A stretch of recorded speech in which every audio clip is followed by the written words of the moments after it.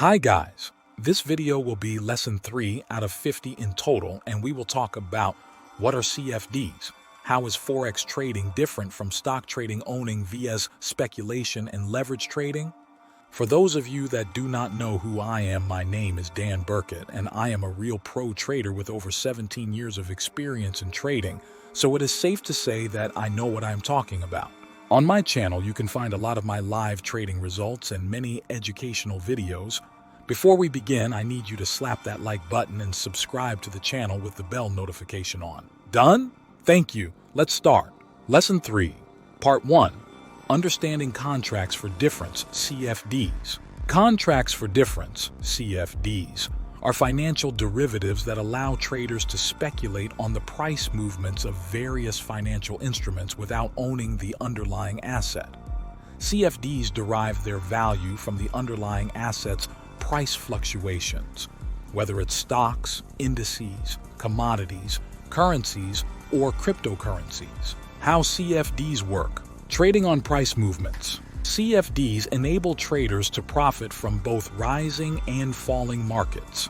When opening a CFD position, traders speculate on whether the price of the underlying asset will rise, long position, or fall, short position. No ownership of underlying asset. Unlike traditional investments where you physically own the asset, CFDs are purely derivative instruments. Traders don't own the asset itself. Instead, they enter into a contract with a broker to settle the difference in the asset's price between the opening and closing of the trade. Leverage trading. CFDs typically involve leverage, allowing traders to control a larger position with a smaller initial investment. For instance, a 10-1 leverage means that for every 1 invested, the trader controls 10 worth of the underlying asset. While leverage amplifies potential profits, it also magnifies potential losses. Profits and losses. Profit or loss in CFD trading is determined by the difference between the opening and closing prices of the position multiplied by the number of contracts traded. If the price moves in favor of the trader, they make a profit. Conversely, if the price moves against their position, they incur a loss. Fees and costs. CFD trading involves costs such as spreads, the difference between the buying and selling prices, commissions, overnight financing fees for positions held overnight, and inactivity fees if applicable. It's crucial for traders to understand and consider these costs before trading CFDs. Advantages of CFD trading. Diverse market access. CFDs allow access to a wide range of markets, including stocks, indices, commodities, and currencies, providing ample trading opportunities. Leverage. The ability to trade on margin allows traders to magnify their exposure to the market with a smaller initial investment. Short selling. CFDs enable traders to profit from falling prices by opening short positions, providing opportunities in both bullish and bearish markets. Hedging. Traders can use CFDs to hedge existing positions in other investments, potentially offsetting losses in other areas of their portfolio. Risks associated with CFD trading. Leverage risk. While leverage amplifies potential profits, it also increases the risk of significant losses if the market moves against the trader's position. Market volatility. CFDs are susceptible to market volatility, and sudden price movements can result in rapid losses. Counterparty risk. Traders are exposed to the risk of the CFD provider's financial stability. If the provider encounters financial difficulties, it may impact the trader's positions and ability to withdraw funds. In conclusion, CFDs offer traders a flexible and accessible way to speculate on price movements across various financial markets.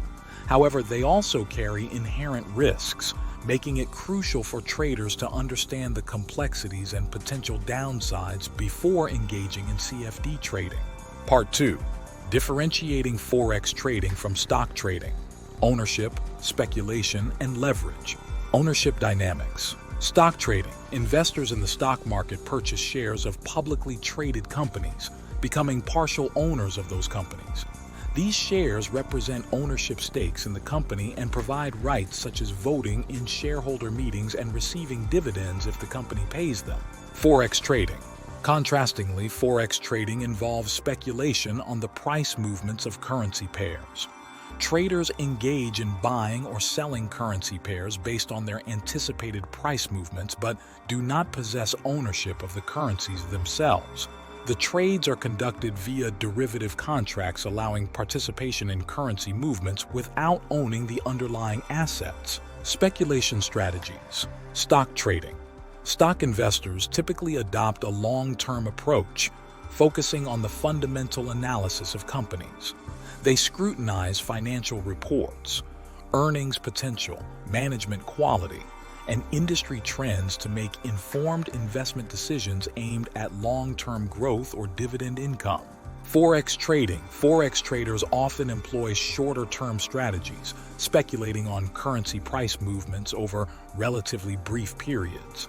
They analyze economic indicators, geopolitical events, central bank policies, and technical charts to predict short-term fluctuations in currency pairs.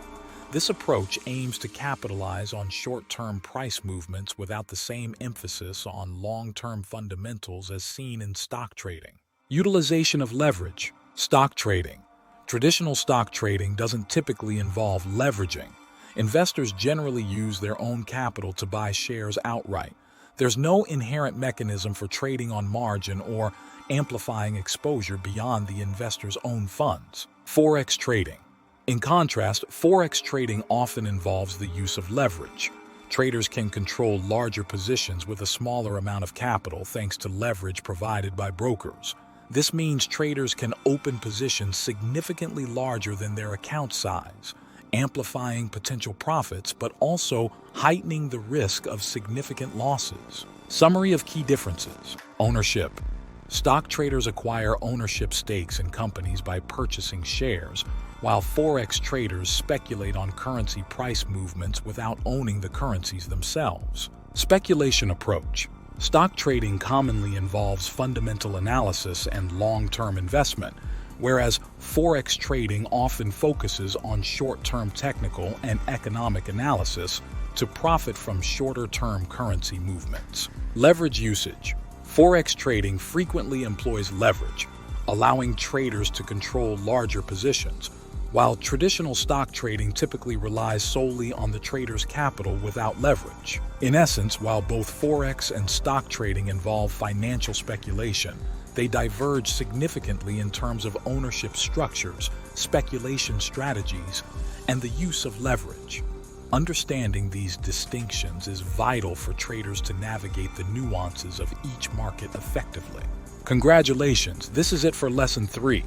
I hope that the above details will provide a clear picture of what are CFDs. Next in line is Lesson 4, and I will be explaining the CFD instruments, forex currency pairs, major, minor, and exotic currency pairs, indices CFDs, stock CFDs, cryptocurrencies, bonds, and commodities.